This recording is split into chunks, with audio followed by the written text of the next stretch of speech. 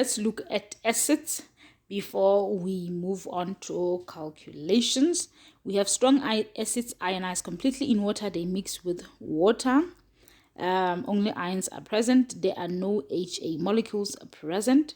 So weak acid ionize incompletely in water to form a low concentration of H3O ions. Then we have a bases. Strong bases dissociate completely in water to form a high concentration of AH ion, so they don't mix with water. And then weak bases, if I can say, they mix a little bit with water, so they form a low concentration of OH. Remember, OH is associated with bases and H3O with acids. And then we have a table that you have to familiarize yourself with: strong acids, strong bases, weak acids, weak bases. And the note that you have to know is that a non-protic acid is an acid that can donate one proton only, and diprotic acid is an acid that can donate a maximum of 2 protons, which means two H's, and then the monoprotic can only donate 1. So you have to know this as well, is very important. And then for concentrated diluted acid bases, for examination guideline, concentrated acid base contain a large amount of acid base in proportion to the volume of water. So it's another thing that you have to know and keep in mind. So when we say this is a concentrate, you see the amount of acid exceeds the amount of water. So this is a concentration. And then for a dilute acid or base, water is more than the acid. So these are the things to take note of. Note that a dilute acid is not weak acid. So when you say something is diluted, does not mean it's weak. A weak acid can either be concentrated or diluted. So it being a diluted or a diluted solution does not mean it makes it weak or strong, right? Weak and strong, it's something completely different. So a concentrated acid is not a strong acid.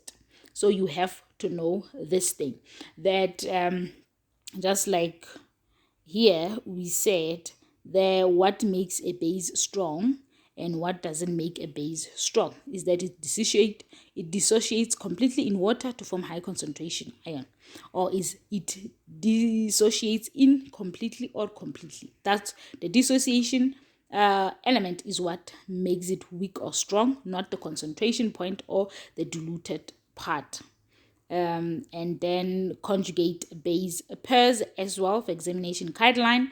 Identify conjugate acid pairs for given compound. So you'll be given a compound, and then you have to be able to identify the conjugate acid base pairs, right? When the acid HA loses a proton, this conjugate base A is formed. So when A accepts a proton, its conjugate acid HA is formed. These two are conjugate acid base pair, as I have also described in a previous video. So you have to describe a substance that can act as either acid or base. Water is a good example. And yes, these are the things that you have to know, guys.